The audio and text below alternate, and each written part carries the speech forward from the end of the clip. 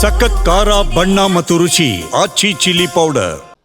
ವಿದ್ಯಾರ್ಥಿಗಳು ವಿದ್ಯಾರ್ಥಿ ವಸತಿ ನಿಲಯದಲ್ಲಿ ಮೊಬೈಲ್ ಬಳಸಿದ್ದಕ್ಕೆ ಹಾಸ್ಟೆಲ್ನ ಸಿಬ್ಬಂದಿ ತರಾಟೆಗೆ ತೆಗೆದುಕೊಂಡಿದ್ದಾರೆ. ಇದೀಗ ಹಾಸ್ಟೆಲ್ ಬಿಟ್ಟು ತೆರಳಿದ್ರು ಎಸ್ಎಸ್ಎಲ್ಸಿಯ ವಿದ್ಯಾರ್ಥಿನಿಯರು. ಬಾಗಲಕೋಟೆಯ ನವನಗರದ ಮೊರಾರ್ಜಿ ವಸತಿ ಶಾಲೆಯಲ್ಲಿ ನಡೆದಂಥ ಘಟನೆ. ಇದೀಗ ವಿಜಯಪುರದ ಬಸ್ ನಿಲ್ದಾಣದಲ್ಲಿದ್ದಂಥ 4ವರನ್ನು ಕೂಡ ರಕ್ಷಣೆ ಮಾಡಲಾಗಿದೆ. ನಿನ್ನೆ ರಾತ್ರಿ 8 ಗಂಟೆಗೆ ಹಾಸ್ಟೆಲ್ನಿಂದ ತೆರಳಿದ್ರು ವಿದ್ಯಾರ್ಥಿನಿಯರು.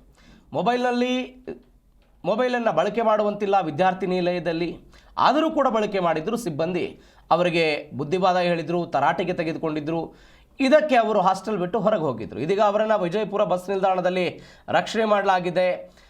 ಮೊಬೈಲನ್ನು ಬಳಸಬೇಡಿ, ನಿಮ್ಮ ಪೋಷಕರಿಗೆ ಹೇಳ್ತೀವಿ ಅಂತ ಎಚ್ಚರಿಕೆ ಕೊಟ್ಟಿದ್ರು ಹಾಸ್ಟೆಲ್ ಸಿಬ್ಬಂದಿ. ಇಷ್ಟಕ್ಕೆ ಹಾಸ್ಟೆಲ್ ಬಿಟ್ಟು ಈ ಎಸ್ಎಸ್ಎಲ್ಸಿ ವಿದ್ಯಾರ್ಥಿನಿಯರು ತೆರಳಿದ್ರು. ಬಾಗಲಕೋಟೆಯ ನವನಗರದ ಮೊರಾರ್ಜಿ ವಸತಿ ಶಾಲೆಯ 4 ಜನ ವಿದ್ಯಾರ್ಥಿನಿಯರಿವರು ಬಾಗಲಕೋಟೆಯ ಮಹಿಳಾ ಠಾಣೆಯಲ್ಲಿ ದೂರು. ತಕ್ಷಣವೇ ಪೊಲೀಸರು ಹುಡುಕಾಟ ಮಾಡಿದ್ದಾರೆ.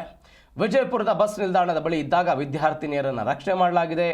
ಬಾಗಲಕೋಟೆಯಿಂದ ಹುನಗುಂದಕ್ಕೆ ಹೋಗಿ ಅಲ್ಲಿಂದ ವಿಜಯಪುರಕ್ಕೆ ವಿದ್ಯಾರ್ಥಿನಿಯರು ಹೋಗಿದ್ದರು.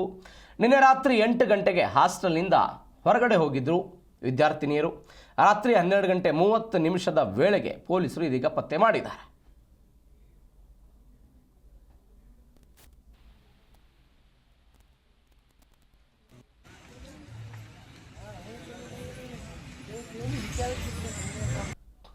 ಅದೇ 6 ಗಂಟೆಯಿಂದ 8 ಗಂಟೆ ತನಕ ಎಷ್ಟೇ ಅಂತ ಇರ್ತದೆ ನಮ್ಮಲ್ಲಿ ಸ್ಟಡಿ ಟೈಮ್ ಇನ್ಚಾರ್ಜ್ ಅಂತೇಳಿ.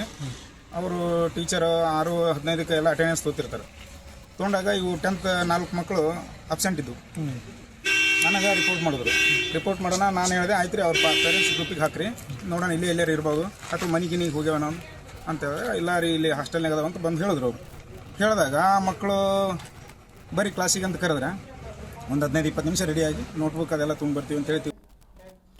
ಈ ಬಗ್ಗೆ ಹೆಚ್ಚಿನ ಡೀಟೇಲ್ಸ್ ಕೊಡ್ತಾರೆ ನಮ್ಮ ಪ್ರತಿನಿಧಿ ಸೋಮಶೇಖರ್ ಫೋನ್ ಸಂಪರ್ಕದಲ್ಲಿದ್ದಾರೆ. ಸೋಮಶೇಖರ್, ವಿದ್ಯಾರ್ಥಿ ನಿಲಯಗಳಲ್ಲಿ ಮೊಬೈಲ್ ಬಳಕೆಯೇ ನಿಷಿದ್ಧ, ರೂಲ್ಸ್ ಕೂಡ. ಅದಕ್ಕೆ ಬುದ್ಧಿವಾದ ಹೇಳಿದ್ದಕ್ಕೆ ಇವ್ರು ರಾತ್ರಿ ಹಾಸ್ಟೆಲ್ ಬಿಟ್ಟು ಹೋದ್ರಂತೆ. ಹಾಸ್ಟೆಲ್ ಬಿಟ್ಟು ಹೋಗುವಾಗ ಸಿಬ್ಬಂದಿ ಗಮನಕ್ಕೆ ಬರಲಿಲ್ವಾ? ಅದು ರಿಜಿಸ್ಟರಲ್ಲಿ ಸೈನ್ ಮಾಡೋದು ಆ ಥರದ್ದು ಯಾವುದು ಗೊತ್ತಾಗ್ಲಿಲ್ವಾ?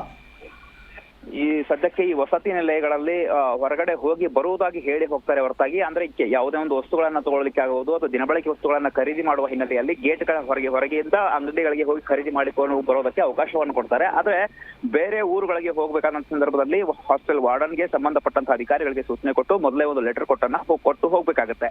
ಆದ್ರೆ ಇಲ್ಲಿ ಆಗಿರೋದಿಷ್ಟೇ, ಹಾಸ್ಟೆಲ್ ನಲ್ಲಿ ಮೊಬೈಲ್ ಅನ್ನ ಬಳಕೆ ಮಾಡೋದಕ್ಕೆ ಸಿಬ್ಬಂದಿ ಅವಕಾಶ ಕೊಟ್ಟಿಲ್ಲ ಮತ್ತು ಬಳಸಬೇಡಿ ಅಂತ ಬುದ್ಧಿವಾದ ಹೇಳಿದ್ದಕ್ಕೇನೆ ಈ ಹಾಸ್ಟೆಲ್ ಇರುವಂತಹ SSLCಗೆ ಓದ್ತಾ ಇರುವಂತಹ ವಿದ್ಯಾರ್ಥಿನಿ ಇದ್ದಾರೆ. ಇವರು ಕುಪಿತಗೊಂಡು ಅಥವಾ ಬೇಸರ ಮಾಡಿಕೊಂಡು ಹೇಳದೆ ಕೇಳಿದ್ರೆ ಹೊರಗಡೆ ಹೋಗಿದ್ದಾರೆ. ಇಲ್ಲೇ ಹೋಗಿ ಬರ್ತೀವಿ ಅಂತ ಕೂಡ ಹೇಳಿಲ್ಲ. ಹೀಗಾಗಿ ಗೇಟ್ ನಿಂದ ಹೊರಗಡೆ ಹೋದಂತವ್ರು ನೇರವಾಗಿ ಬಾಗಲಕೋಟೆಯಿಂದ ಹುನಗುಂದಕ್ಕೆ ತೆರಳಿ ಅಲ್ಲಿಂದ ರಾತ್ರಿ 8 ಗಂಟೆಯಿಂದ ಮತ್ತೆ ಬಿಜಾಪುರಕ್ಕೆ ಪ್ರಯಾಣ ಬೆಳೆಸಿದ್ದಾರೆ.